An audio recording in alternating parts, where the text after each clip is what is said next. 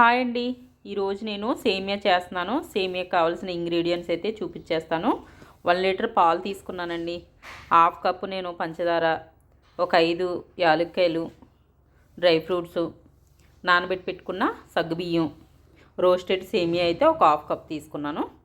Process అయితే start చేసేస్తున్నాను. Stove అయితే ఆన్ చేసి పెట్టుకున్నానండి మీడియం ఫ్లేమ్లో. పాలు కాగిన తర్వాత చూపిస్తాను. అయితే కాగిపోయినాయండి.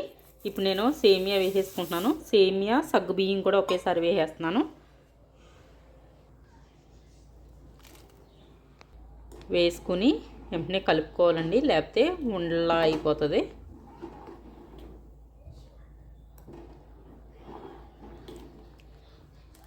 ఉడికిన తర్వాత చూపిస్తాను.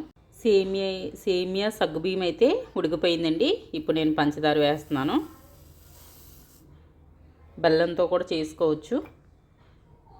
బెల్లంతో కావాలి అంటే రెసిపీ నాకైతే కామెంట్ చేయండి, నేను చేస్తాను.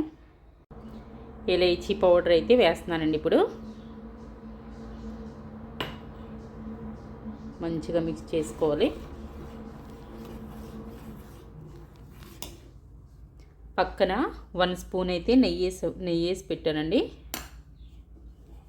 డ్రై ఫ్రూట్స్ వేయించుకోవడానికి 1 స్పూన్ అయితే నెయ్యి వేసాను. ఇప్పుడు డ్రై ఫ్రూట్స్ అయితే వేసేస్తున్నాను. డ్రై ఫ్రూట్స్ అయితే ఫ్రై అయిపోయినాయండి. ఇప్పుడు అయితే సేమియాలో వేసేస్తున్నాను.